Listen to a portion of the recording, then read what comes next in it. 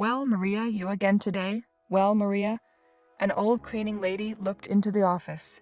Yes, Aunt Betty, I have to, smiled back a pretty girl of about 25 years old, who before that was concentrating on the glowing monitor. The report is due soon. Oh, young people, sighed Aunt Betty, you should be having affairs before starting a family, but you spend all your time at work. I feel sorry for you. It's all right, I'll earn a mortgage payment and then I'll get on with my personal life. I promise, laughed Maria. Yeah, you will, hummed the old lady. You will work twice as hard to pay off your debts. Ick, Maria. Good girl, why are you all alone? Maria only shrugged her shoulders, pretended to be very busy. Reports did not want to eat Aunt Betty these details of her personal life to discuss. And in general, indeed, something did not luck Maria with guys.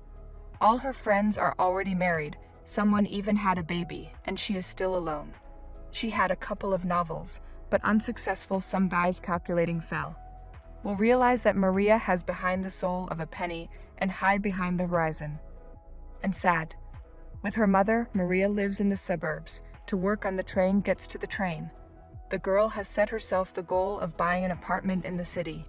And here is the second year how to work from morning till night, and all to no avail. Her mother is very ill, and most of Maria's salary is spent on medicine. That evening she left the office when the streetlights were already on. Good, the train station is nearby, she can catch the last train. Maria has long ago calculated everything down to the minute 5 minutes, and she jumps into the last car at the station. Half an hour in the train, and there is already a short walk to the house, only through the forest landing. Of course at night is not very comfortable, but the moon is shining, the path is trampled this winter is hard when the path blows, but now it's summer, no problem. But my mom worries, saying it's dangerous to go through the forest at night. What's dangerous? Everyone at the station knows each other. Nothing scary, but lately people have been saying that there's a ghoul in the neighborhood. Several girls have been found murdered and raped, but those are rumors. Maria did not pay much attention to it, because if you believe in this story, then how can she be? And the police was silent, so just rumors. And so she shook the last carriage, imagined how soon at home she would climb into the shower stall, dinner prepared by her mother, and sleep. Maria straight up stretched with pleasure and hurry up. Here came the stations. The girl jumped out of the carriage and headed down the well-known path. However, this happens often. Somewhere in the bushes at Walker's the moonlight was shining through the branches of the birches. Maria walked and hummed a little, as it was faster and more cheerful, and at the same time he was sitting in the bushes. The kind mistress had left him here in the afternoon. Kind as he thought, kind, for earlier she had stroked him, carefully nudged him toward his mother. He had 2 brothers and a sister. Then some woman told the landlady that he would be of no use to her. He was small, thin, no height, he would only suffer. And the next morning the landlady took him by the scruff of the neck and put him in a plastic bag. And he screamed, started calling for his mom. Mom ran after him right up to the station, but the landlady kept trying to drive him away, throwing stones at her. And then something noisy appeared, and he, nestling on the lap of the mistress in a plastic bag, fell silent. Shaking and thrashing all the way, something was humming terribly, and soon the mistress got out of this humming car. Birds around sang. He even calmed down, as suddenly together with the bag flew somewhere and landed in a thorny bush. The thorns cut into his body painfully, and he screamed. He began to call his mother and mistress, but no one heard him. The bag literally enveloped him. It became harder and harder to breathe. And then he began to tear this hateful plastic with his little dots, despite the pain from the prickles.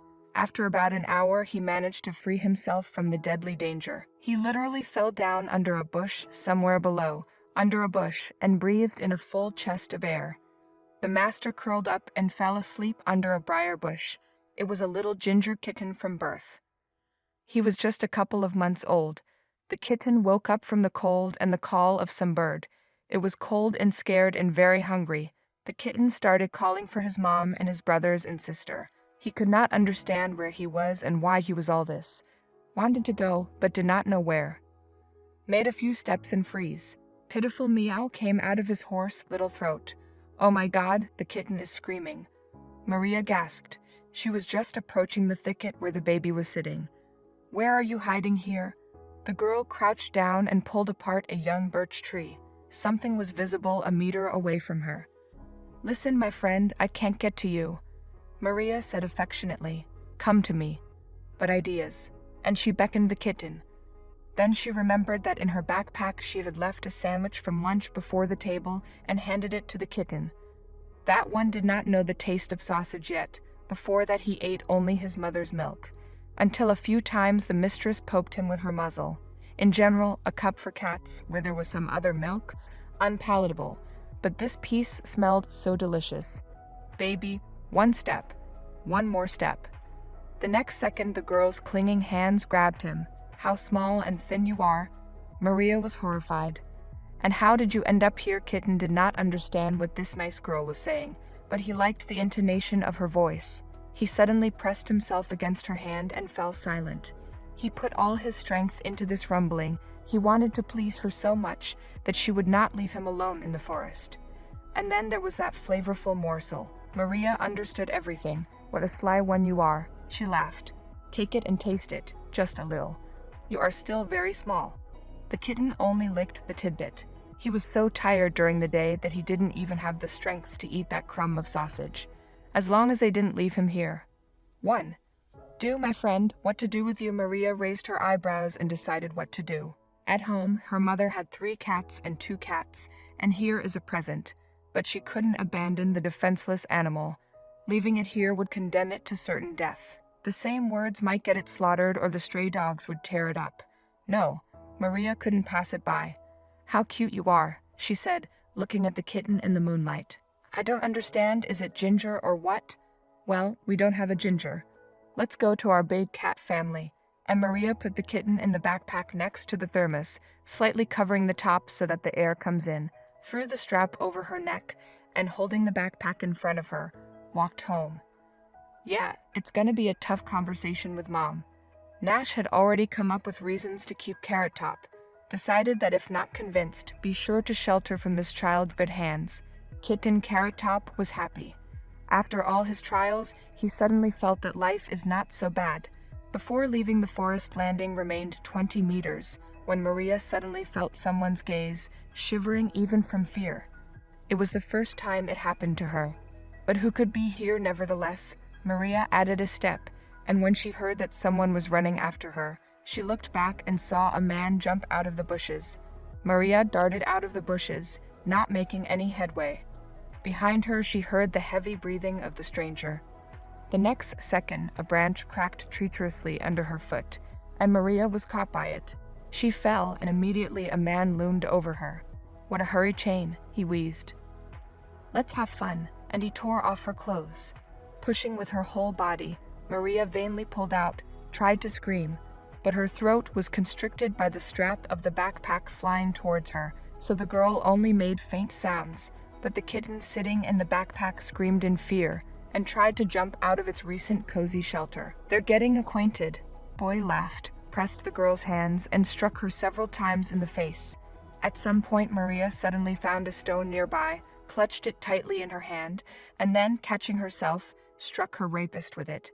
He cried out, swearing. The next second, something glinted in his hands. A knife.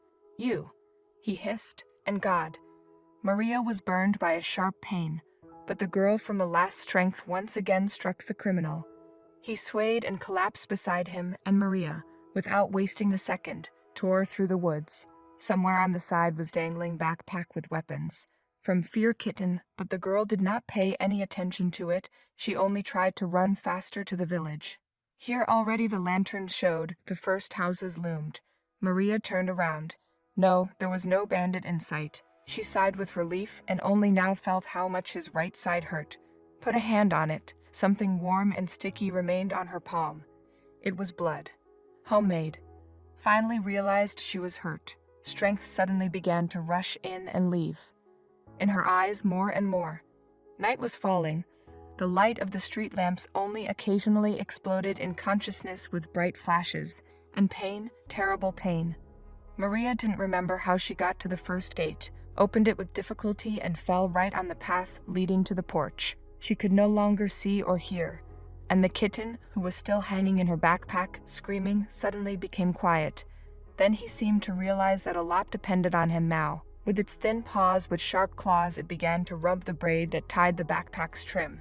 It was easier to give it to him, but after a few minutes, if he managed it. The kitten got out of the backpack and nestled against the girl with a pitiful meow. She was lying motionless. Only something sticky was pouring from her right side. The 2-month-old kitten, shaking his whole and stuffy body, did not firmly headed for the porch, as if realizing that only there he could find salvation. He climbed up the steps and pressed himself against the front door, and it was already dark in the house. The owners were asleep, when the kitten screamed in his cat language, furiously began to scratch the good wooden door. He literally howled, screamed in all his childish throat, and dragged this hateful door, as if he wanted to open it. At this time, the owner of the house, Harry, a pensioner, woke up from an incomprehensible noise in the yard. His hearing was excellent, despite his age. Some parasite has dropped off a kitten again. He cursed to himself and turned over to the other side. His wife Celine, who was not suffering from bad rumors either, woke up. As she listened, she realized there was an attack on their front door. Harry, Donna scratching the door. It's been new for a month. She was outraged and pushed her husband out of the way. The idea of chasing him out of the yard. "I'm so sick of these stray kittens," Harry grumbled, "and their owners should be fined for their behavior." Swearing under his breath, Harry stepped out into the hallway and swung the doors open. A tiny lump of light glimmered in the moonlight on the porch. "You little bugger," the old man cursed.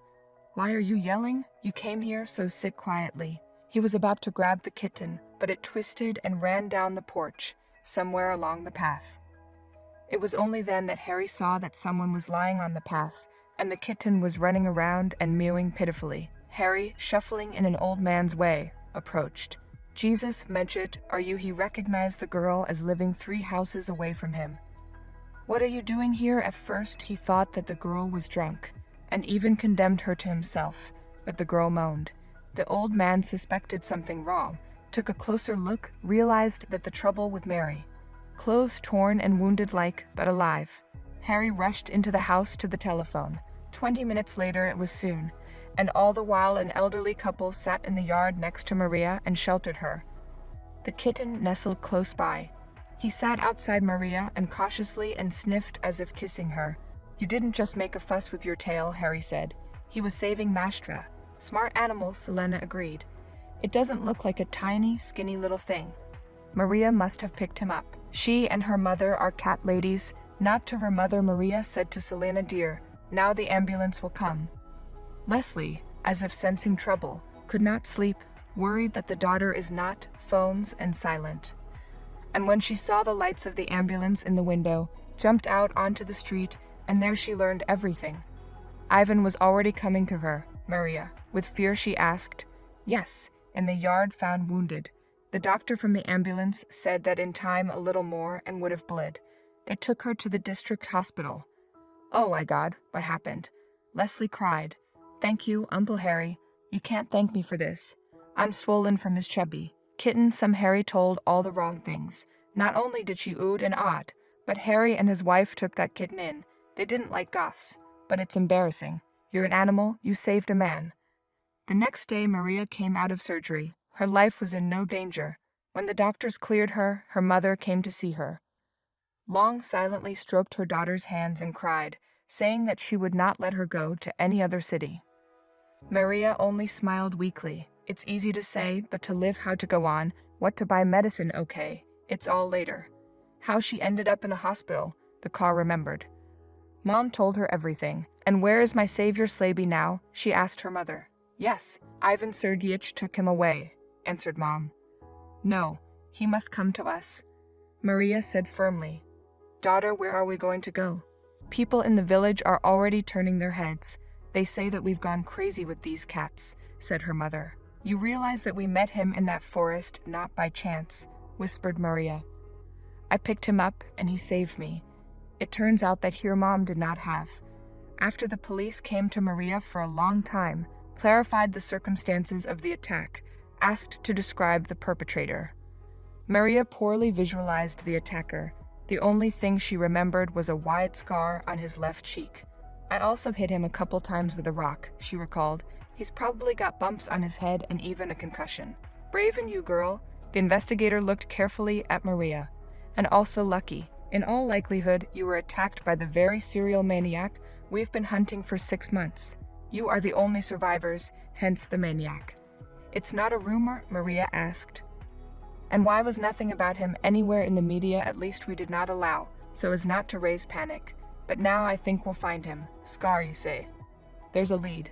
The investigator was quiet for a while. We had one in the pipeline, but we couldn't get any evidence on him. Today we'll visit him, take a look at his head. And indeed, the same day the criminal was arrested. He, it turns out, went to the hospital himself with a mild concussion, said he had a fight with a friend, but the police were able to press him properly. Soon the maniac confessed to all his crimes.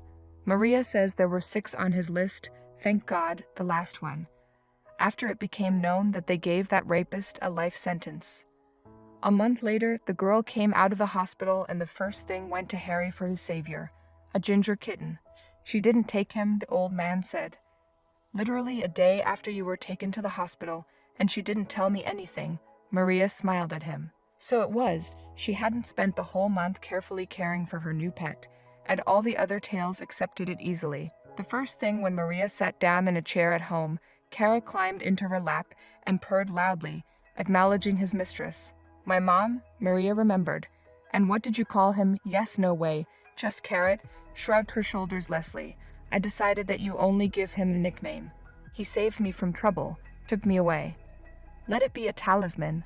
Maria smiled, and so became Carrot Top Talisman, and in time it was already a decent code, impressive size, very affectionate and intelligent. And Maria, after a sick leave, went back to work. Only now she did not hit, was it late. At work decided that all the money will not earn. Let it be as it is, so it is. A year passed, it was autumn, when on one of the fine Sunday afternoons an unfamiliar young man came into the yard of Maria and her mother. He looked quite confused. You'll excuse me, he said to Marie, who was just hanging out the laundry outside. It didn't say that the red fluffy cat was yours. Tense replied to Maria that they had. And yes, with your mascot everything is fine, with annoyance replied the guy. Only he has a habit of pulling fish from our nets. My friend and I just pull out the net, and he's right there. And most importantly, such an insolent look in the eyes and waits for fish, while we from the other side choose. No, I'd understand if he was thin and hungry, but you can see that he's well fed. I'm sorry. Maria smiled guiltily. It's just that fish is his weakness. But I didn't think he was that kind of fisherman. I'd lock him up at home, but he's used to walking around. But I'll try it. Honestly, I don't feel sorry for the fish. The guy smiled, and to admit, finally, I really liked the code. I followed the yard he went into. I saw you. In general, I've been seeing the cat off for 3 months now, and I've seen you from afar, so I thought I'd get to know you. That's how Maria met Sam. He had a small business in the city, and he came here to fish sometimes. In the beginning, the young people just socialized, and by New Year's Eve they started a relationship. Maria no longer travels home by train, but lives in Sam's apartment. Talisman also moved in with her.